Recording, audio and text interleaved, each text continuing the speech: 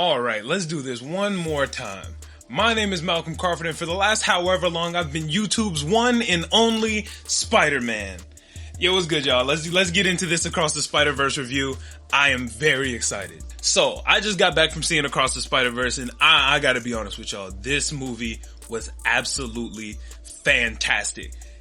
The first Spider-Verse movie was probably one of the best superhero movies I've ever seen, if not the best. It was fantastic. It had everything you wanted. The soundtrack was fantastic. The animation was fantastic. Story writing.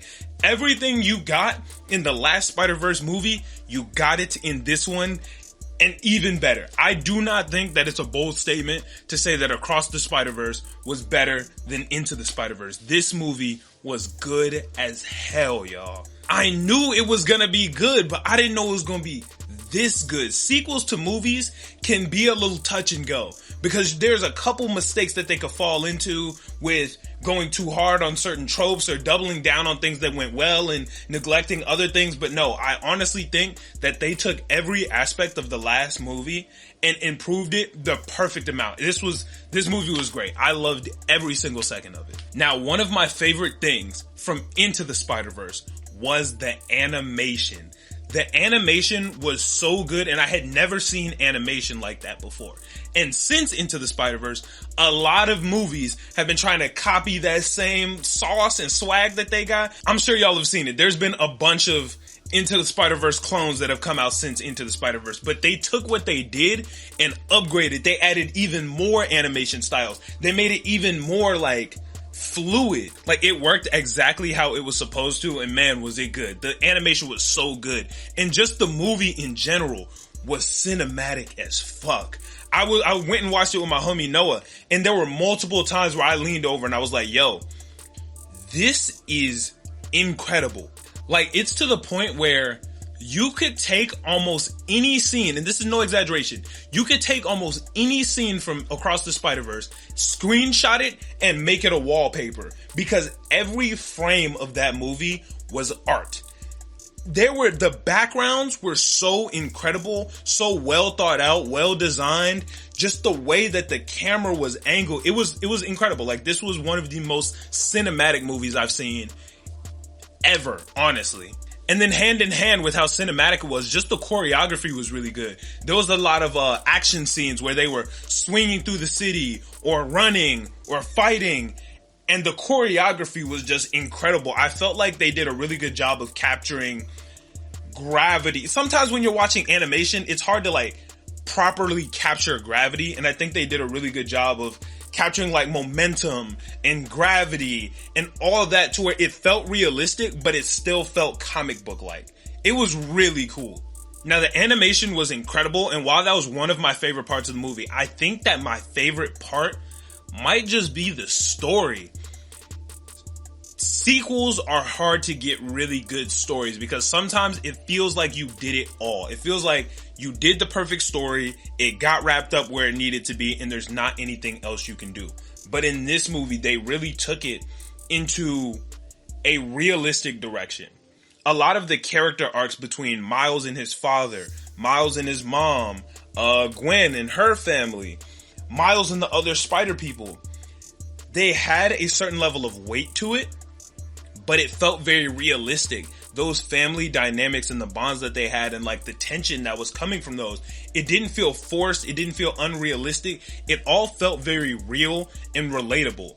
Even if you haven't gone through exactly what Miles is going through, cause we're not spider people, but well, you never know. But, even if you haven't been through exactly what he's been through, they did a good enough job of making the story so realistic that you still relate to it. Like, you can still feel those types of bonds that Spider-Man or Spot or Miguel, like, you can feel all those interactions that they have, and they're very palpable and realistic. And I think that was a really good aspect that they really focused in on, and it worked well.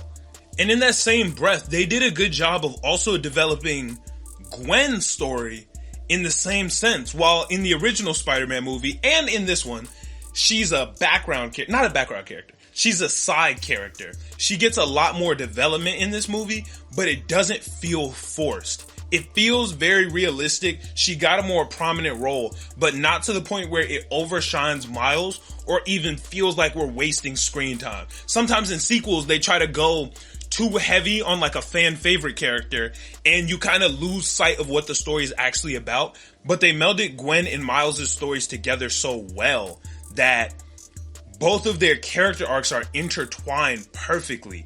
Their character arcs are matched so well that you don't feel like you're wasting time in looking at Gwen's background or seeing what's going on in her life, because everything that's going on in her life directly mirrors or affects in some aspect to what's going on in Miles' life. And I know y'all probably noticed that I'm not giving any specific details on the story, and that's because of how unpredictable the story is.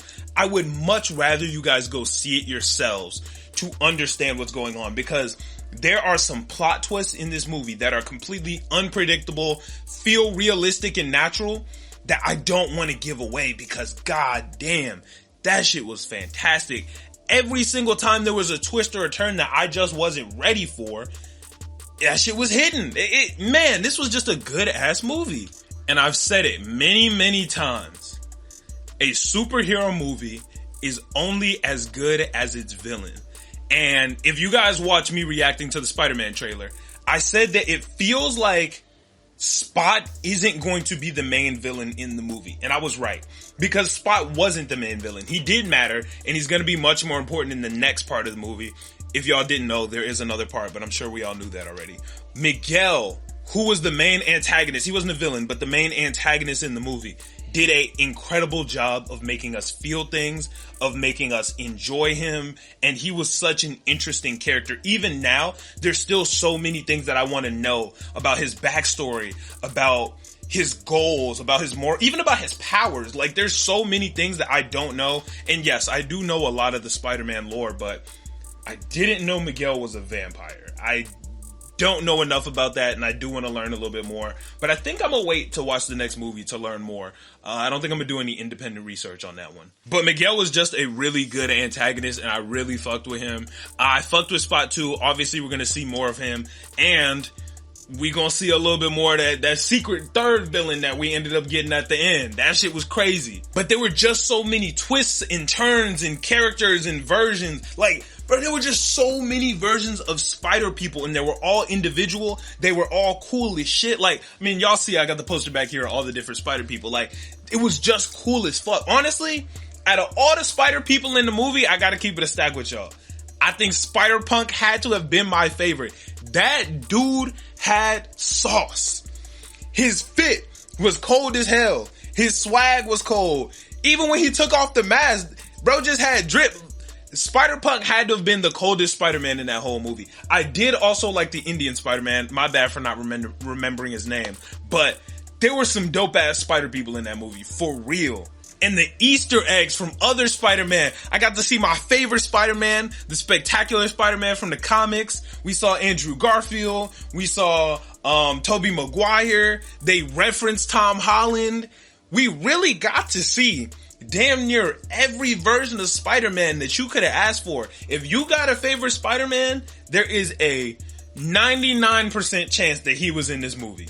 Or he or she. There's Spider People of all shapes, sizes, races, species. If you can imagine it, there's a spider person for it. Like, that T-Rex Spider-Man was crazy. I don't know shit about that, but that shit was funny as hell. And the comedy in this movie was very good too. I enjoyed it. Sometimes comedy starts to get a little just slapstick, where it's just annoying. It's jokes just for the sake of jokes. I'm looking at you, Marvel. But this movie had a lot of smart comedy.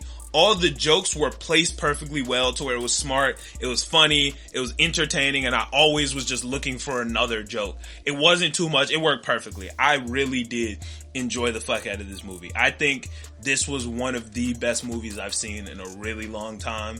It might be the best superhero movie I've ever seen, and there's so much more in there that I wasn't even able to catch that I know I'm gonna have to go back and see it again. Shit, I might go see that shit again tomorrow. I don't know, but that shit was hitting, man. If y'all haven't seen the new Spider-Man movie, you really, really, really, really need to go see it. Like, turn this video off and go watch it. Go buy the next ticket and head to your theater and check it out, because that shit was fantastic. Man, y'all gotta go see it. But yo, thank y'all so much for watching. If y'all watched this whole thing, you haven't subscribed, what are you doing? You watched the whole video, you probably enjoyed it. Please subscribe, and I will catch you guys in the next one. I'm out. Peace.